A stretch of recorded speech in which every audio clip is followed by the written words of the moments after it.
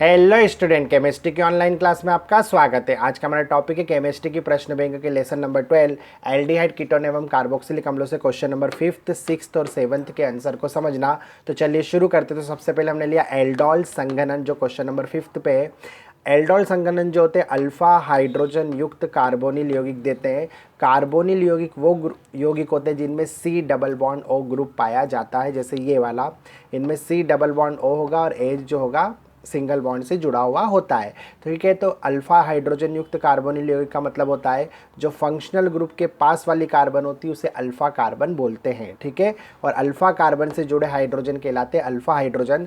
तो चूंकि एसिटाल्डिहाइड में अल्फा हाइड्रोजन है इसलिए यह एल्डोल संघनन अभिक्रिया कर सकती है, और एसीटोन भी एल्डोल संघनन कर सकता है क्योंकि उसमें भी अल्फा हाइड्रोजन होते हैं। मतलब एल्डोल संघनन अभिक्रिया जो होता है एल्डिहाइड भी देते हैं और कीटोन भी देते हैं। चूंकि हमको एक रिएक्शन लिखना है तो हमने एल्डिहाइड को चुना है एसिटाल्डिहाइड को इस रिएक्शन को करने के लिए। ठीक है, तो अल्फा हाइड्रोजन युक्त कार्बोनिल यौगिक जैसे एसिटाल्डिहाइड का संघनन तनु NOH विलयन में कराने पर बीटा हाइड्रोक्सी एल्डिहाइड बनता है। अब देखिए, हमने एक एल्डिहाइड लिया CH3CHO, फिर एक और एल्डिहाइड लिया CH3CHO, इस तरह इसके दो मॉलिक्यूल हो गए। तो तनु NOH से इसकी क्या करा दी, क्रिया करा दी। तो यहाँ पर क्या होता है कि जो H है तो सिंगल बॉन्ड से, लेकिन ऑक्सीजन किस बॉन्ड से जुड़ा हुआ है, डबल बॉन्ड से। ठीक है, तो होता क्या है कि एक बंद टूट जाता तो एक बंद इधर फ्री होगा और एक बंद किधर फ्री होता है, इस तरफ फ्री होता है। इसको अपन देख लेते हैं।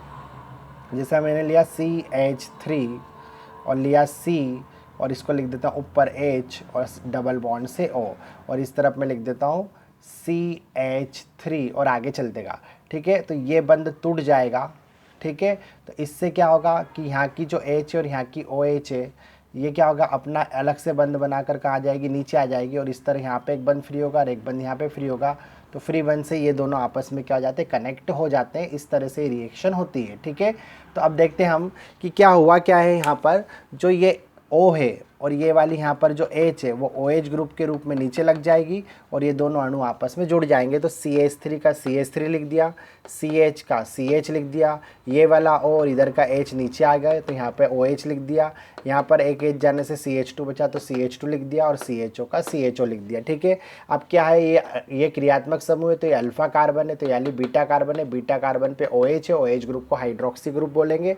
तो इस तरह हो गया बीटा हाइड्रोक्सी, और ये 4 कार्बन वाला एल्डिहाइड है तो इसको बोल दिया ब्यूटेर एल्डिहाइड। तो इस तरह में मिला बीटा हाइड्रोक्सी ब्यूटेर एल्डिहाइड। एक बार फिर से आप समझ लीजिए कि ये वाला O और यहाँ का एक H नीचे आ जाता है और फिर ये दोनों अणु आपस में क्या हो जाते हैं, जुड़ जाते हैं। ठीक है, अब देखते हैं अगला, रजत दर्पण बनाने वाली अभिक्रिया का रासायनिक समीकरण लिखिए। तो रजत दर्पण जो बनता है वो टॉलेन अभिक्रिया में बनता है, तो हम यहाँ टॉलेन अभिक्रिया का समीकरण लिख देंगे। इसकी डेफिनेशन हम नहीं लिखेंगे क्योंकि इसमें बोला है सिर्फ रासायनिक समीकरण लिखिए। ठीक है ना, तो हम एल्डिहाइड ले लेते हैं। अब क्या होता है, टॉलेन अभिकर्मक जो होता है असल में सिल्वर नाइट्रेट को कास्टिक सोडा के साथ घुलते हैं। ठीक है, AgNO3 को NaOH के साथ घोला जाता है, तब क्या होता है, हमें सिल्वर ऑक्साइड मिलता है, और सिल्वर ऑक्साइड जो होता है उसे अमोनियम हाइड्रोक्साइड में घोलकर हम कौन सा आयन बनाते हैं, ये डाईएमीन सिल्वर आयन हमको मिलता है, जिसको बोलते हैं टालेन अभिकर्मक। ठीक है, तो हम क्या करते हैं, टालेन अभिकर्मक ले लिया हमने। ठीक है, और आपको ये भी पता होना चाहिए कि टालेन अभिकर्मक जो होता है, टालेन, फेलिक, शिफ, ये सब क्या करते हैं, एल्डिहाइड और कीटोन में विभेदीकरण की अभिक्रिया होती है, क्योंकि ये एल्डिहाइड तो देते हैं रिएक्शन लेकिन कीटोन नहीं देते हैं। ठीक है, तो एल्डिहाइड को लिया और टालेन अभिकर्मक के साथ क्या करा हमने, इसकी को गर्म करा। ठीक है, तो होगा क्या कि इसका क्या होगा, ऑक्सीकरण हो जाएगा एल्डिहाइड का और सिल्वर का हो जाएगा अवक्षेप। कैसे होगा देखिए आप, यहाँ पर कितने OH है हमारे पास, तो यहाँ हमारे पास 3 OH है।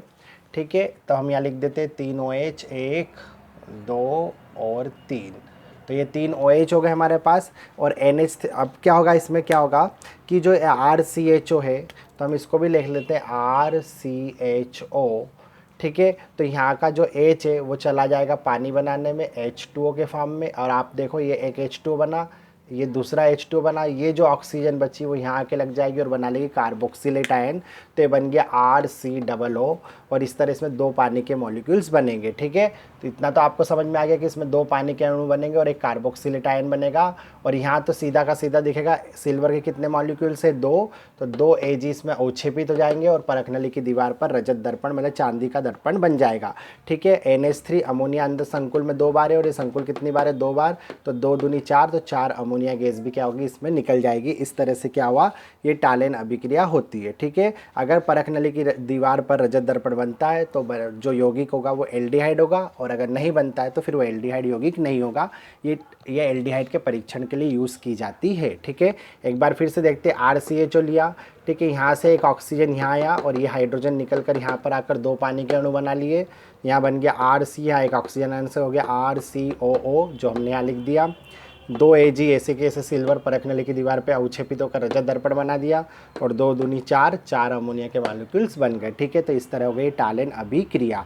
अगली देखते केनी-जारो अभिक्रिया। तो देखिए एल्डोल संघनन जो होता है, असल में एल्डोल संघनन जो होता है वो कौन सी अभिक्रिया देता है, अल्फा हाइड्रोजन युक्त। जबकि केनी-जारो जो रहते हैं वो ऐसे होते हैं जो अल्फा हाइड्रोजन जिनमें नहीं पाई जाती, वैसे ही एल्डिहाइड देते हैं।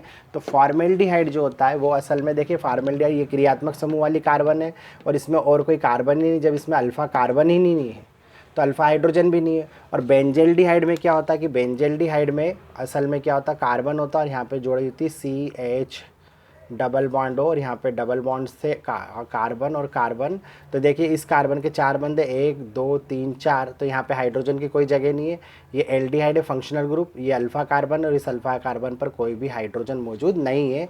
ठीक है, इन पे तो होगी लेकिन इन पे नहीं है, अल्फा कार्बन पे नहीं है, इसलिए बेंजेल्डिहाइड भी अल्फा हाइड्रोजन विहीन एल्डिहाइड होता है। ठीक है, इस तरह से अल्फा हाइड्रोजन विहीन एल्डिहाइड हो जैसे फॉर्मेल्डिहाइड या बेंजेल्डिहाइड को सांद्र क्षारीय विलयन जैसे NOH के साथ में क्या करेंगे, गर्म करने पर एल्डिहाइड का एक अणु एल्कोहल बना लेगा और एक अणु जो होगा वो अम्ल क्या बना लेगा, अम्ल में ऑक्सीकृत हो जाएगा। अब होगा कैसे, देखिए ये C है और यहाँ पे एक H है और यहाँ पे एक H, तो कितने H हो गए हमारे पास, 2 H, तो ये हो गया हमारे पास CH2O। अब होगा क्या कि एक H ये आ जाएगा तो ये हो गया CH3, और एक H यहाँ से आ जाएगा तो बन जाएगा CH3OH। अब देखिए इस अणु ने क्या करा, इस अणु ने हाइड्रोजन को ग्रहण करा है, इसका मतलब इसका क्या हो रहा है, अपचयन हो रहा है। ठीक है, अब इसके बाद में क्या होता है, यहाँ से हाइड्रोजन जाने पर यहाँ पे बचा है सिर्फ आपके पास CH और O, और इधर बचा है H जाने से बचा NaO। अगर हम इसको सही से जमा लें, H को ऐसे लिख दें और COONA लिख दें, ठीक है, तो इस तरह से बनेगा। ये फॉर्मेट ग्रुप हो गया और ये सोडियम ग्रुप हो गया।